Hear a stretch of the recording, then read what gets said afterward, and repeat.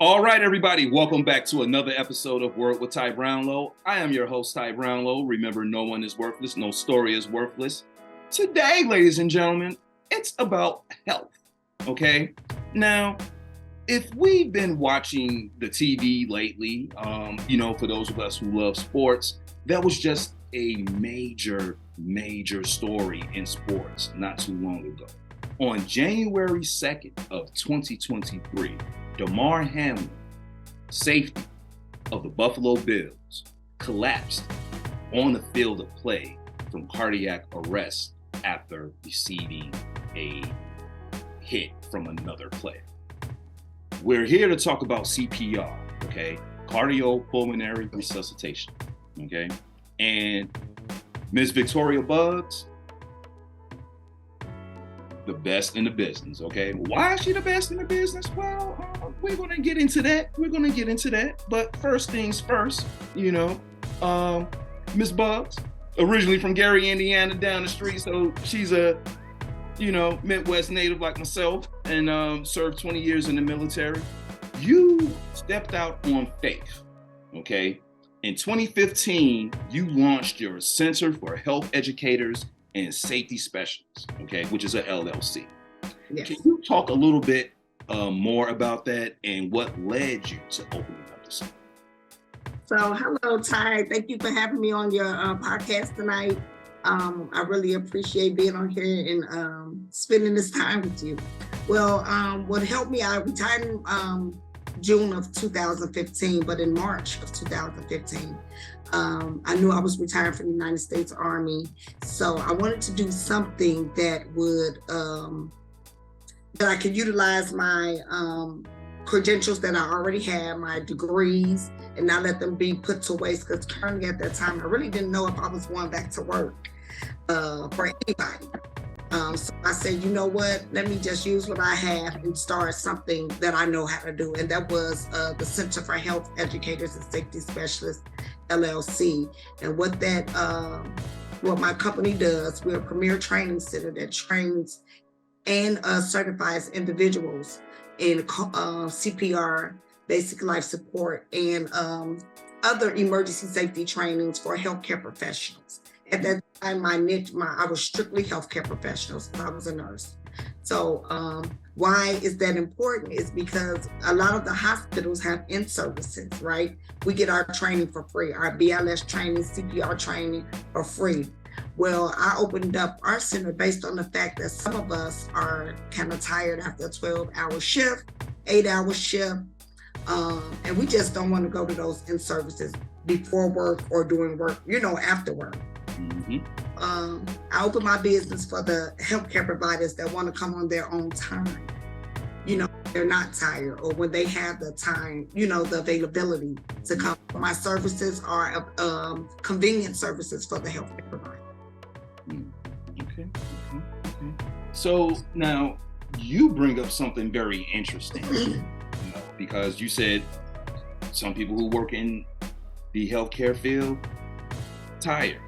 You may be working a 12 to 14, 16-hour shift if you're in the hospital, if you're like in the clinic or what have you, because let's just keep it real.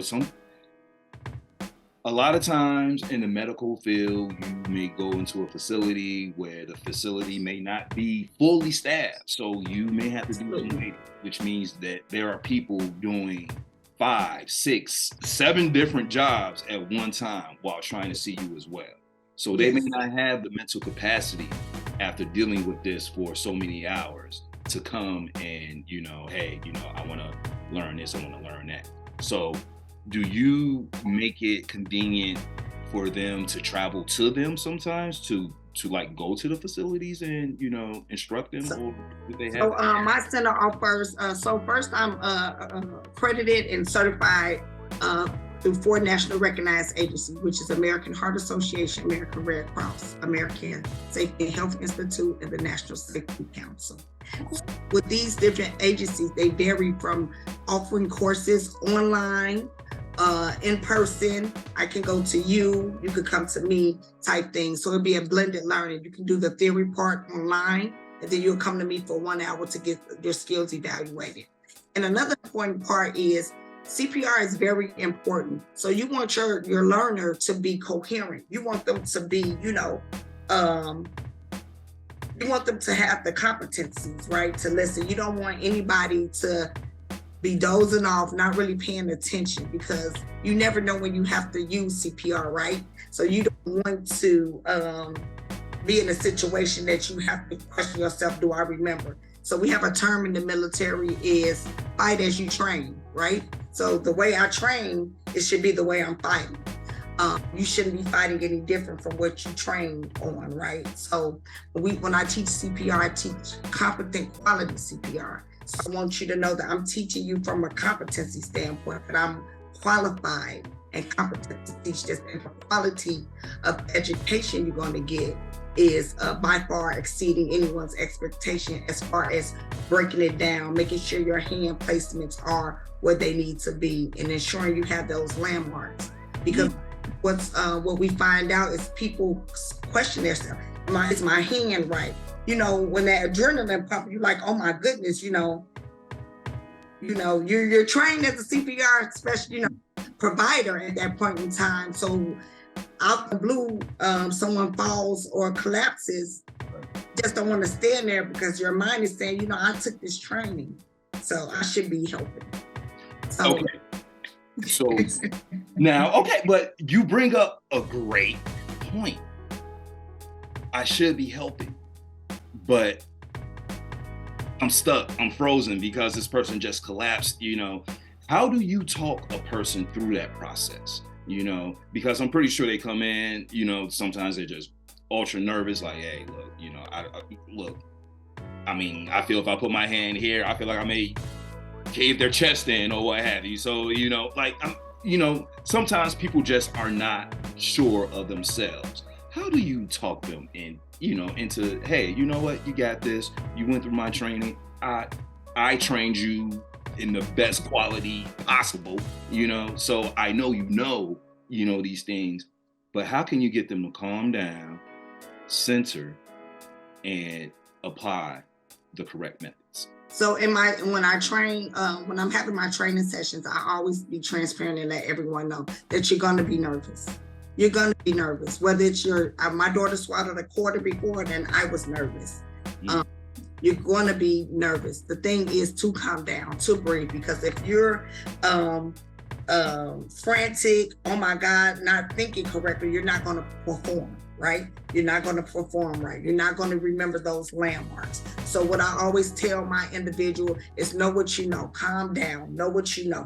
You can't guesstimate. You can guesstimate 2 inches deep, center of chest. Make sure you're at the center of the chest, where your hands are at. And it all depends on if you have an adult, a child, or an infant, on the placement of your hands and what particular hand technique you're using. But most of all, is calm down, because if you're all in a frenzy, you're not going to get it. And that's just it. You're going to worry yourself and scare yourself. So it's easier said than done. My daughter swallowed a quarter before, and when I was doing a Heimlich maneuver, when she turned around, it was still launched, but the look that she gave me made me like, okay, calm down, we got to get this quarter out, right? And while I was doing the Heimlich maneuver, I still was calling for help myself. At that present time, I wasn't a CPR instructor, but I was a nurse, and I knew what to do. But it's different when it's your own child. Right?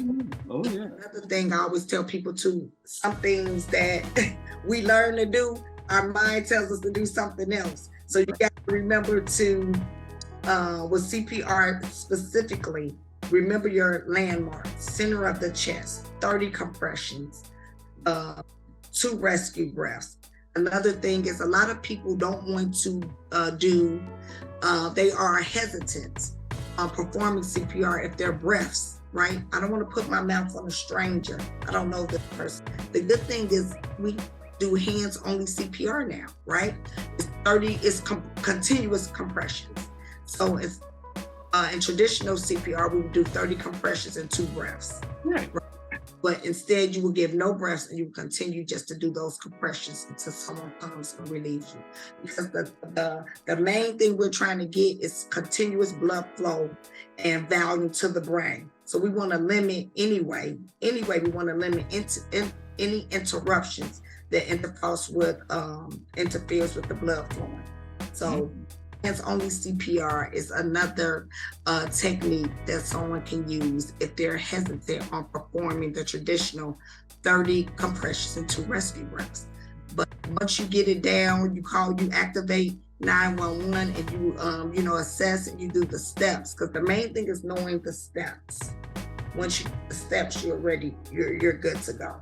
911 should get there once you call 911. If you didn't even know how to perform CPR, 911 dispatcher should be able to walk you through the steps and calm you down as well.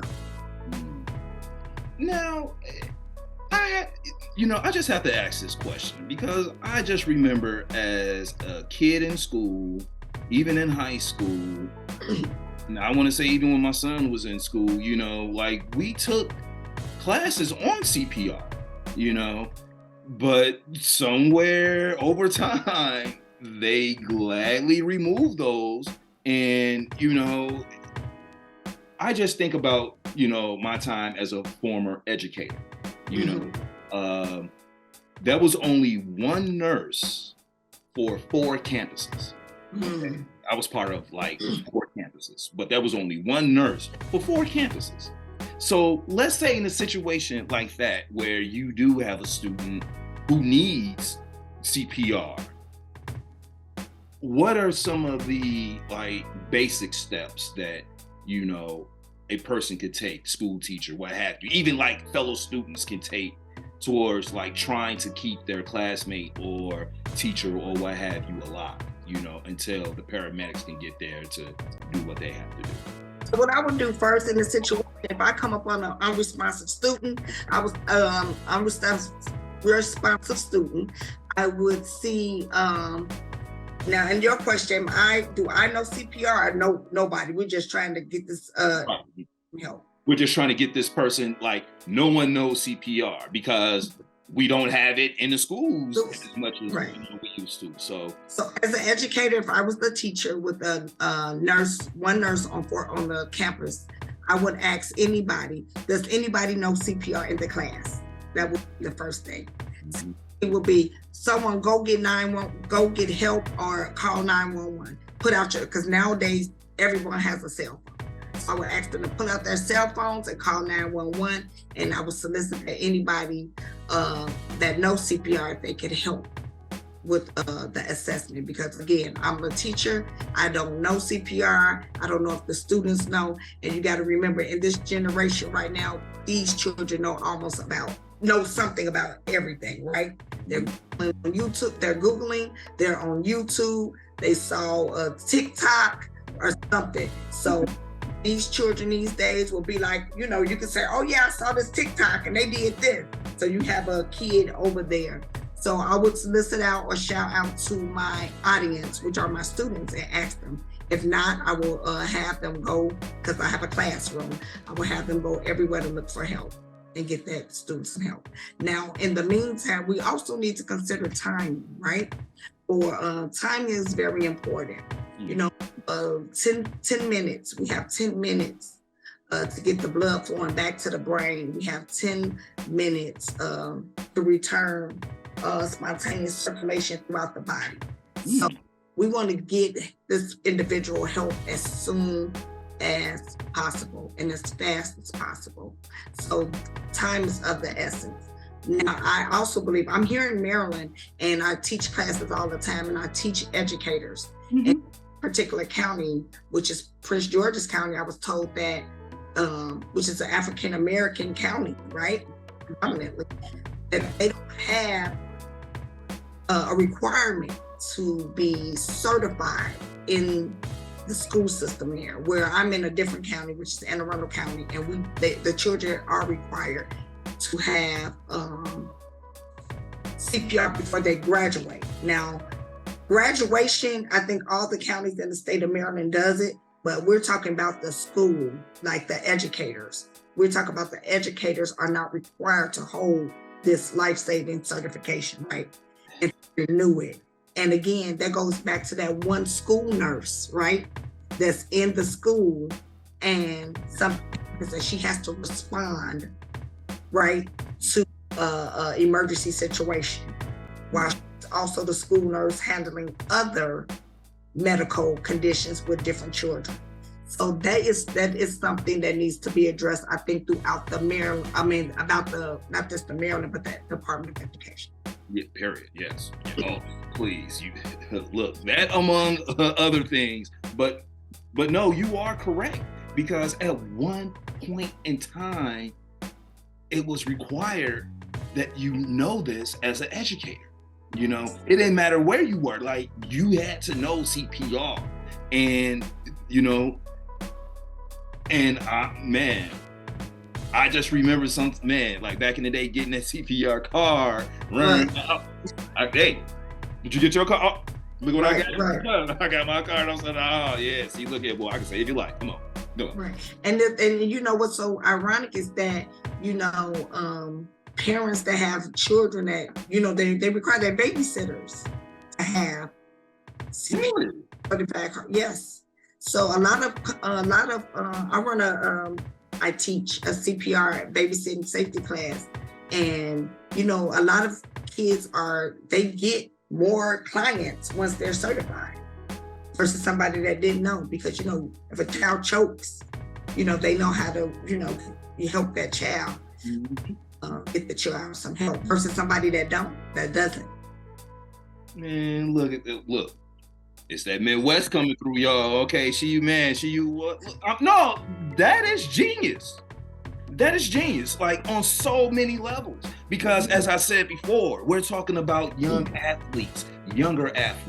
Right. I mean, if you turn on the news, if you look at stats,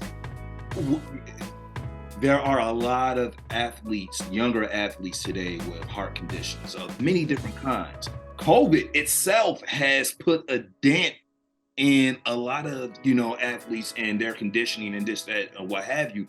But I want to ask you in the same vein. So let's say, like when COVID was at its peak, and you had someone who needed CPR, how do you train, your students to administer CPR to someone with COVID or any other type of? So I'm a trainer, and so I actually train. So I'm an instructor. So what the agencies that I'm certified through, we follow their protocol. So that protocol was in training. We do not get the 2 breaths. You can wear a mask, or you can. That was up to your discretion. For me, because I ran a COVID lab as well, and I also had people in and out, it was not safe practices for me. So I have my students simulate the breathing and or wear their mask, whatever they was comfortable with, right? So that's how we worked around it. We followed the rules of the credentialing body, and wherever we have wiggle room at, that's what we use. And I also kept the safety of my students at the forefront of my mind, right? So if anybody felt uncomfortable, we were, they felt comfortable with it or without it, we were going to adjust the way we did training, but still keeping in mind the lesson plan. Okay. Well, it's all about the lessons now. At the end of the day, we got to stick to what we, are doing here. So CPR, I know a lot of times, stress does go into, attributing to a heart attack, but let's just, bring it down a little bit. Let's talk about food deserts, okay? Certain communities, they don't have the proper nutritional value in a community. They don't have hospitals in a community. The stores that they have are like low value or what have you. So you're eating a lot of processed foods, maybe, day old foods, just foods that are not good for you. And not getting out, exercising, things of that nature. How, in your opinion, how can we, try to help those who don't have the, resources to get the help that they need in case someone does have, a heart attack, or someone does need CPR, or even, as you said, the Heimlich maneuver, which I haven't heard that in like ages, but a very effective tool to have in your belt in case someone is choking. And as you just said, your daughter swallowed a quarter. Her face went a certain way, your face went a certain way, but you sprung into action and you applied that. How can we get that same energy in these food desert neighborhoods? So, of course, Ty, I'm from Gary, Indiana, and we have where I'm from. I live in the Etna Miller community, and where my local grocery store is at. They do have a lot of processed foods. They do have foods that they don't have really a lot of healthy foods, but they have foods that the good foods are high in price and cost, right? And the quality of food is not the best for some. So I think that because they don't have a nice selection, and where the nice selections are further out, that people have to travel out.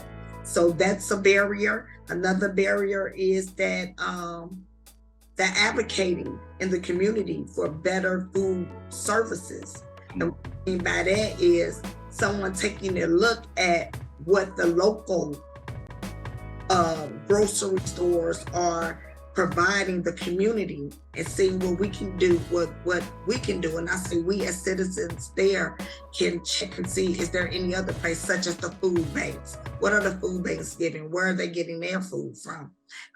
Mayor, we have a new a mayor in Gary, and a mayor and a new governor, so that we can bring these issues to. And I'm just saying this across the U.S. anyway. Our community leaders, right? Our community leaders that we look for. It's food should be on our on the ballot. Healthier eating, healthy lifestyles. Cleaner parks. Not just that, like you said, eating there too. You have to eat right and exercise. You just exercise. And so they're twins. You eat right and exercise. Right. So you have to do both to stay healthy. And I'm gonna be transparent. There are a lot of people I know that live healthy and eat well, and they still have medical conditions. I'm not saying that is the end all tell all, but it's a contributing factor to healthier living, less health disparities, less high cholesterol, less hypertension, less diabetes that is crippling the African American population. Look, I'm just going to tell you now, I'm going to be transparent, okay? I just had a doctor visit probably about a month ago, all right? And the report that they brought back to me, I'm like this close to, like, I don't know if it's like type 2, type 3 diabetes or what have you, but yeah, type 2, I'm like this close. And there were just like a few other things. They were like, yeah, man, you probably need to get a little bit more exercise. Like, the walking is fine, like to where you're walking to, but you probably need to like get a little bit more cardio and probably lift some weights or something like that, just to keep the blood flowing the way it should be flowing. And we talked about eating habits. Oh, what has Mr. Ty been doing? I'll show you, ladies and gentlemen. Well, I don't want you to go to Jewel and get these, but look here. Dark chocolate almonds, okay? I'm not even a fan of dark chocolate, y'all. I'm not even a fan of dark chocolate. Like, if it was milk chocolate, oh man, the bag would be gone, okay? As you can see, there's half a bag left. But that healthy eating, snacks, it's a snack. Almonds are great for you. That's great for you,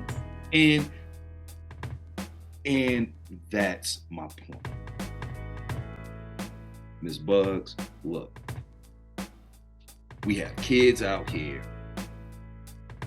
Their diet consists of a honey bun, an Arizona tea, and all these sugary snacks and this, that, and the other. They're not getting any exercise. All they do is they want to stay on their phones or what have you. The little exercise that they do get, it's very minor. So when I hear about, things like sudden cardiac arrest or hypertrophic cardiomyopathy, I know that's a big word, y'all, but get down for y'all. But when I hear about these things and how they're affecting the younger generation, not people my age, not people older or whatever. We're talking the younger generation, 35 years or younger, okay? Right? Sudden cardiac arrest, SCA, that is the #1 cause of death in young athletes, okay? Right. Hypertrophic cardiomyopathy is the most common cause of cardiac death in young athletes 35 years or younger. Can you just talk a little bit about that and how can, these like athletes take much better care of themselves, I know there's certain things you just can't prevent. Things are going to happen, but if you can set yourself up the best way possible, to have a healthier lifestyle, how? So the myocardium is the thickening around the heart wall, right? And the thicker it is, the more it compresses against the heart, which it interflows with the heart, the heartbeat. It interferes with the pumping of the blood. So with that being said, the heart slows down if your heart's not beating, right? So due to an irregular heartbeat, that can cause so depending, I don't know how these children get this. You come from you were a healthy individual, and all of a sudden you're having these heart problems, and it could be different situations, health situations. So I believe that each person, I don't think it's all conducive to the same person because everybody's different, but it may be due to, again, eating. It may be a congenital heart condition that appeared at an older age. As they got older, and it reared its face. I know that consistent healthcare visits would be able to kind of identify some things through medical assessments. If there were anything wrong at the present time with the young, and I'm specifically talking about the individuals that need sports physicals and things of that nature. I have a son that's an athlete, so we go sports physicals every year. So hopefully that can help identify some of those health issues that person may have. And again, it may take a hit for that to come out, right? Because you never know. These things are sudden issues, like we spoke again, sudden cardiac arrest, the hypertrophic cardiomyopathy. Those things are, if you can't see with your naked eye. No. Can't see it with your naked eye, so you wouldn't even notice that this person was experiencing a health problem unless medical showed up, or when unfortunately a life-threatening situation happened. You just spoke on something about your son, about taking him to the sports doctor, to have him, okay, hey doc, what's going on? And are we good to play this year? This, that, or what have you. Which is something I would recommend as well, to all parents who have student athletes at home. Right. Go get them a sports physical, go get them checked out, make sure that everything is, where it needs to be. Now I would ask, do you think it's good for them to go before the season and after the season, or is once enough, just a year? So I can only speak about my experience in the location I'm in. So for the year, so you need one sports physical for the year. Mhm. So normally the sports physical cannot be expired after June. So you have to get it June to June, right? So it makes you get a whole nother. So therefore you were able to try out for 2 sports. You get what I'm saying? So June will be right before school start, and they're right before, so you will be able to get it. What I also noticed with the school district is if a player is injured, they cannot get medically cleared. They cannot play until they're medically cleared, whether it be the day of the game or the following. Another thing, my son bruised his collarbone. It was the sports trainer said, absolutely not. Come back with the doctor's note showing that you got an x-ray and things of that nature, right? I feel that sometimes players or athletes, oh, I can do it, I'm good, I shook it off, I'm good, I can go back out there, right? Not knowing that there may be some internal damages, some internal injuries that they don't know about, and they're okay. So again, physicals, having the sports experts know when to let a player sit out for a couple of minutes, maybe a quarter, maybe 2 quarters. Hey, you're not looking good, you need to sit out for this time. So it's okay. I just think early recognition, things of that nature, will be able to prevent a lot of these injuries, sports deaths, right? Hydrating, making sure that individuals are hydrated, making sure they eat a good meal so they won't be, their blood sugars won't be low. They're running, their bodies are taking physical hits, things of that nature, right? So making sure they're fueled with the right ingredients, with the right minerals and vitamins and things of that nature. Nutrients, yes. Everything you're talking about, yes. They need all that. Yes. Okay. So I just think that having the right people on the team to identify with the young kids. Come on, and look. Yeah. Look. If you all come on down to, hey, the Health Educators and Safety Specialists LLC. Well, holler at Miss Bugs. I'm telling you now, hey, she gonna get you certified. She gonna get you to where you need to be. Okay, all right.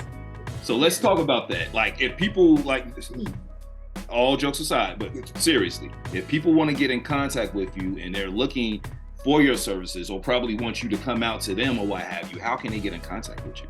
So I'm on Facebook at the Center for Health Educators and Safety Specialists, LLC. We're also on Instagram. We're also on Google Business. I am an instructor, so I can travel within the U.S. In any state in the United States of America, as I can train and certify your business, your individuals, your staff in becoming instructors, as well as CPR educators, providers, not just for CPR, but for basic life support, advanced life support, active shooter, mental health first aid, whatever classes that you need. I'm here to assist my community. I'm here to educate those that want to know more. Sometimes everybody doesn't need to be certified Thai in CPR, but I do believe you need to know how to perform it. Come on. Yes. So we offer free classes just for the educational knowledge in our community. We do online virtual classes just to let you know, hey, this is what you need to do verbally, right? So I Ty, after Damar Hamlin, I believe, the incident with him, individuals was like, oh, I want to learn. But my question to my community is, why did it have to take Delmar to make you want to learn how to save a life? We all are lifesavers. We all have the ability to save someone's life just by going to a class and learning the proper techniques. Well, Miss Victoria Bugs, it's the same reason why a lot of men Black men, yeah, I'm talking to us, hitting that 50 mark, don't go get that prostate check. 2-3 years later, totally different situation. I just had a friend who went to go get a check or what have you, and he said out of the 12 samples that they took from him, 8 were cancerous. Oh, wow. Okay, 8 out of the 12. But what he did say was the fact that he went early. It wasn't it wasn't severe enough to where it was getting to the point where, we're gonna have to make some decisions. Life-changing decisions. Life-changing decisions, which he has, but he caught it early. Okay, but that's just him. How many of us don't catch it early? Okay, It's a great number. Come on, it's a huge number. I mean, ladies and gentlemen, this is health we're talking about. All right, I know CPR is the subject of right now, what have you, but it's still health at the end of the day, and we still have to take care of ourselves. So let's do what we got to do. All right. So stepping off that soapbox. All right. But Ms. Victoria Bugs, I've come to my last question, but this is the question that my show is known for, so I will present it to you. What is the one word that best describes you and why? One word is I'm vibrant. You say I like bright colors. I like high energy. I am a outspoken, fun person. I like to have fun. I like to, I don't like to be down. So I wear bright colors. I wear colors mean a lot as a person. Mm-hmm. Being vibrant, my energy, shifts to positive energy. So I transfer this positive energy to people. If I went in with a bright green shirt, I would attract people because the first thing they do is turn around. Like, who's that bright green shirt on? So, that's a nice shirt. So you're attracting energy. So by being vibrant and full of energy and full of tenacity and just vibes, positive vibes. So that's why I picked that word. That describes me. I'm a positive vibe person. I'm high energy. I am, I love fun. I love positivity. I love creating environments where you can be yourself. You don't have to be anybody else, whether you are vibrant, whether you are silly, loud, it's okay, but it's all out of respect and love, and we need to embrace other people's individuality. I love it. And I love the vibrant color, theme as well, because honestly, I was debating between this sweatshirt and a bright green sweatshirt, but I didn't want to put the bright green sweatshirt because I didn't want to get up here and tape and then, we be green on the camera, and next thing you know, you just put stuff right there. There'll be a sports car racing down the street. I don't want that on myself. So, yes. But anyway, no. But no, I thank you seriously for coming onto the platform. Really, opening up our eyes and giving us more information about CPR, health in general, Heimlich maneuvers. Okay. Seriously, that is it's old school, but very effective. Okay. Very effective. Very. And and I'm sorry to cut you off, but I believe you can also give yourself the Heimlich using a chair. Yes, absolutely. Okay. I know I remember that. Okay. Mm-hmm. All right. Mm-hmm. Yes. And what I was just going to point out today is CPR saves and it works. It works. And I can guarantee you somebody, a listener, probably is have experience having to actually perform CPR or was scared to perform CPR on a person, right? But it works. I know people that had to pull people that were drowning at the beach or something like that, and they say somebody like, CPR works once you know how to use it, once you calm down, once you know the focus is saving someone's life. You know, we can talk about it all day. Like I said, it's easier said than done until you actually experience doing it. CPR saves, CPR works. If you do the training, like Delmar Hamlin's team, they did an amazing job. Mr. King, I think his name Kingston, he did an amazing job. They paid him a lot of money, first of all. So he had proper training. He got there on timing, and timing counts. He was able to return spontaneous circulation while his body before they moved him off the field. Yes, and you can do it too, listeners out there. You can do it too. Once you learn, and you won't be so hesitant on not providing emergency safety skills to somebody to save their life. There's a law called the Good Samaritan Law that prohibits anyone suing you if you provide the service, because it's implied that I, Victoria Buggs, who cannot breathe, who's about to, about to take her last breath, want to save my life, right? So it's implied. Yes, my rib may be broken because you were providing CPR to me. However, I'm alive. My rib will heal, right? So in that sense, don't be hesitant in helping someone. It could be your child. It could be your mom, your dad.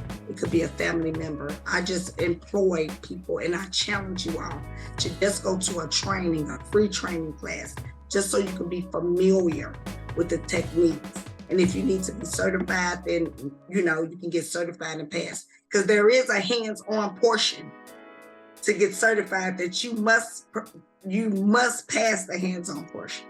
See? So at the end of the day, it all comes back to the hands-on. No matter how much training you or, hey, I'm going to go look this up. You still have to come back. Yes. Yes, sir. Mm-hmm. Okay. Well, look. Seriously, I'm going to say it. I've already said it. I'm going to say it again. I appreciate you coming on. Thank you so much. Thank you. Thank you for having me.